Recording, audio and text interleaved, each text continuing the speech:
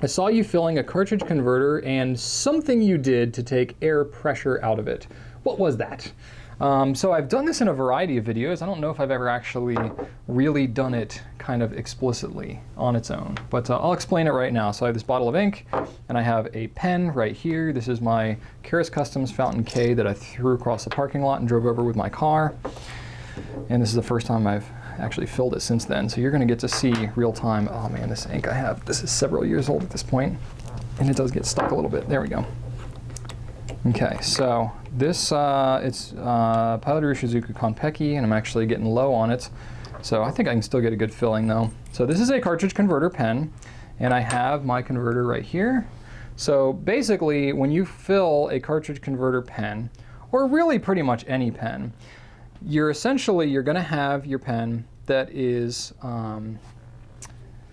empty. You know, it's completely empty, and then you have your converter, and you're trying to get your ink up into the converter. So if I go, I'm just gonna go and do a full filling. Yeah, you can see that, okay. So I'm gonna fill it like this.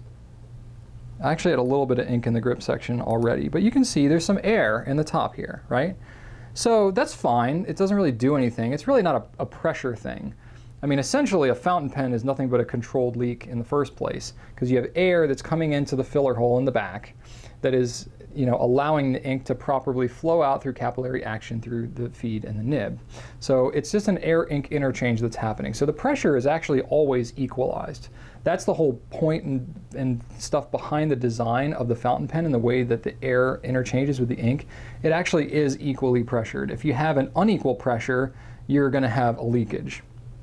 That's pretty much what's going on. But if a properly operating fountain pen will always have an equal amount of pressure.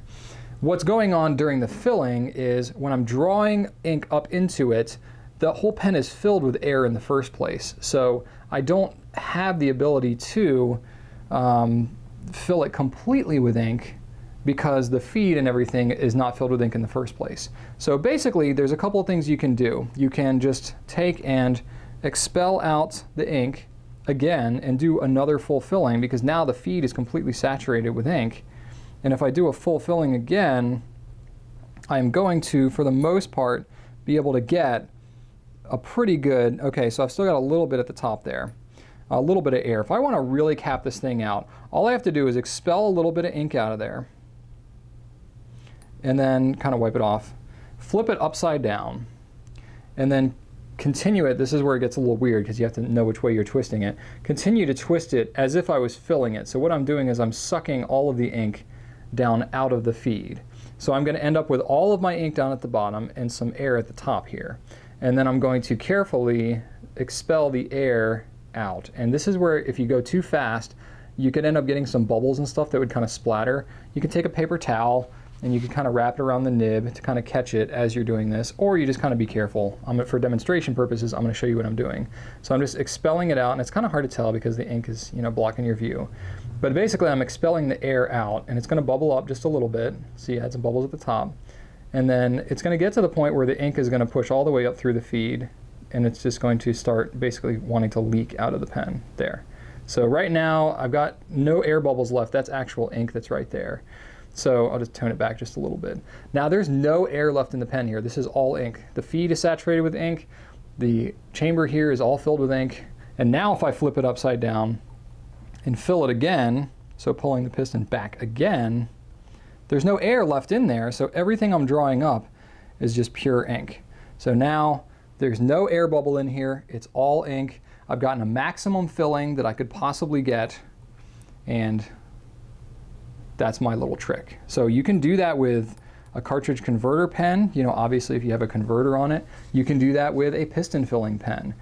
It's harder with a vacuum filling pen, but there's another trick you can do. I won't show that in this video, but you can, it's a similar kind of principle. And honestly, most any other filling mechanism where you're doing multiple fillings, you can, in principle, do this. When you get into lever fillers and some of these other weird filling mechanisms, it gets to be kind of a challenge to do it because it's not as easy as doing the piston. But in principle, what you're trying to do is expel the air out and then fill it when it already has as much ink as possible as can get in there. And you're essentially replacing all of the airspace with ink. and it just allows you to carry a little bit more ink around with you. It's probably going to end up being somewhere between 10 and 15% more ink you're going to be able to fill or carry around with you by doing this method. You got to practice it a little bit, but once you do it a few times, it's really not that hard. And for something like a cartridge converter where you have maybe a 0.9 or 1 milliliter ink capacity, an extra 10 or 15%, it can kind of make a little bit of a difference. So it's up to you whether you want to continue to do that. If you're comfortable getting a little bit of ink on your fingers, because you pretty much will, it's really up to you, but that's essentially what's going on.